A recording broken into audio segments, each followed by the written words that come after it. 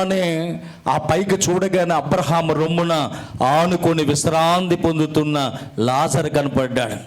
చాలామందికి సవరం అయితే కానీ వివరం రాదట. పందికి పైన ఆకాశం ఉందని తెలదట. ఎందుకంటే పొద్దున్న లేచిన కాడి నుంచి దాని ఆలోచనలు, దాని బుద్ధి, దాని చూపు కిందే ఉంటుంది పందికి. కానీ ఆ పంది ఎప్పుడు చూస్తుందో తెలుసా? 4 కాళ్ళు కట్టేసి ఒక కర్ర ఒకటి పెట్టి భుజం మీద వేసుకొని వెళ్తున్నప్పుడు, బోహం బోహం అని వేసేటకి వెళ్తున్నప్పుడు అప్పుడు చూస్తుందట.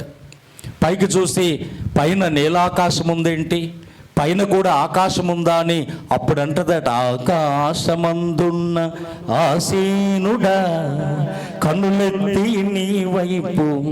ఇంకేముంటుంది అప్పుడు? ఇంకప్పుడు ఏముండదు. అప్పుడు చూస్తే ఏముండదు. చూడవలసినప్పుడు చూడాలి. చూడవలసినప్పుడేమో కళ్ళు మూసుకుపోతున్నాయి మనకి. చూడవలసినప్పుడేమో ఒళ్ళు కొవ్వెక్కిపోయింది మనకి. చూడవలసినప్పుడు ఆయన కనపడలేదు. అన్నీ అయిపోయాక వేసేసేటప్పుడు కనపడుతున్నాడు ఆయన. కనుక ఈ ధనవంతుడు పాతాళంలో వేదన పడుతున్నాడట. అప్పుడు అన్నాడు, తండ్రివైన అబ్రహామా. అప్పుడు దాకా ఆయన తండ్రి అని తెల్లది పనికిమాలుడికి తెలాలిగా. తండ్రి అని తెల్లలేదు. అప్పుడు అన్నాడు, తండ్రివైన అబ్రహామా. పైనుంచి ఆయన అంటున్నాడు, కుమారుడా, నువ్వు నా కుమారుడివే కాదని ఎవరన్నారయ్యా? భూమి మీద ఉండగా నువ్వు సుఖాన్ని అనుభవించావు, లాజరు కష్టాన్ని అనుభవించాడు. అందుకే ఇప్పుడు అతడు నా దగ్గర సుఖపడుతున్నాడు, నువ్వు వేదన పడుతున్నావు అన్నాడు.